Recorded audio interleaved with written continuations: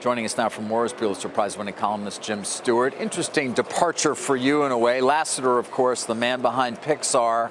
Sexual harassment every day, Jim. Every day. There might as well be just a page with that title and whatever your paper is that you want to read with the latest implications for different people in different industries. I sometimes wish we could just round everybody up at once, put the spotlight on it, sweep them out, and move on. But that's not going to happen. I haven't written about this subject because I didn't think it was really a business story exactly, although much of it is in the workplace. But when I heard about the Lasseter departure, knowing Disney as I do, I immediately said, whoa, this is kind of in a different category here, because I think it's really, he's not a household name maybe, but having run Pixar and brought Disney animation back from basically near death, his importance there is tremendous. And there's the studio division, last year brought in a little over $10 billion in revenue, which is a big number, but the animation, it's the origin of the company, it's the heart of the company, it's the source of the toys, the rides, getting the children into the Disney brand, and his ability to churn out really a remarkable series of outstanding high-quality films is tremendous. Now, again, I should stress, he's only on a 6-month sabbatical at this point, but everybody I talked to said, well, we'll see. That does not mean for sure he's coming back. And he's an excessive hugger, I thought. That's what sort of... Well, these stories are... I talked to a lot of people who have, been with him over the years, and I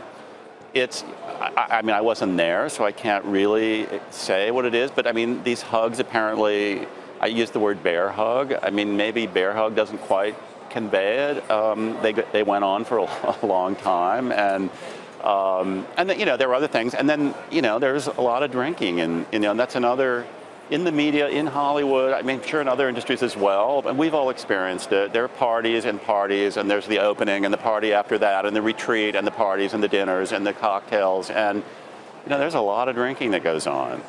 So in terms of the 6-month sabbatical, when will we see the impact on the pipeline of animated films? Will we see that, do you think? Not if he comes back after 6 months. They have no animated releases scheduled in the next 6 months. I think the next big film is Incredibles 2, and that's pretty much, these things take maybe 4 to 5 years, and so that's basically done. He's already put his stamp on the stuff that's in development there. So given the long time frame, I don't think 6 months is anything in particular to worry about. If it's more than 6 months, if it looks like he's never coming back, then I think that's something investors should really take a hard look at. This situation would arguably be worse if it weren't for Marvel and Lucasfilm and maybe Fox one day, right? Pixar's overall influence is diluted somewhat. Yes, that's true.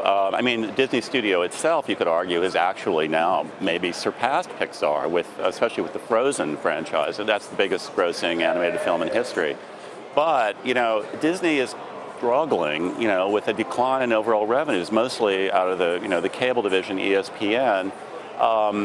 The animation, that studio division has been really, really doing well. If you start to see revenues slipping there, coupled with the other areas that, are struggling at the moment, then you've got to say this is a company that in some way is in decline in all of its major areas, not theme parks as far as I know, but there is going to be a curve as they invest in this new over-the-top product before we start to see if that's really working and if the revenue starts going up. And again, animation is very important to that Disney channel. Jim, I was surprised to hear you say you didn't think, or you wondered whether sexual harassment was a business issue.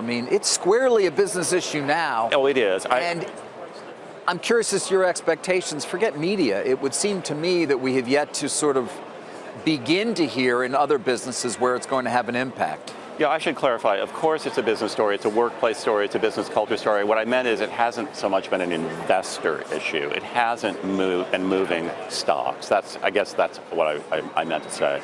I have no idea where this is going to end. I hear there's a pipeline of stories that are coming, and some do involve prominent people in the world of business and economics. At this point, I've been so flabbergasted by some of the names in high-profile media people, many of whom I know and have known over the years, and so at this point, I just say all bets are off. I just wouldn't want to speculate, but I doubt if it's over. Hey there, thanks for checking out CNBC on YouTube. Be sure to subscribe to stay up to date on all of the day's biggest stories. You can also click on any of the videos around me to watch the latest from CNBC. Thanks for watching.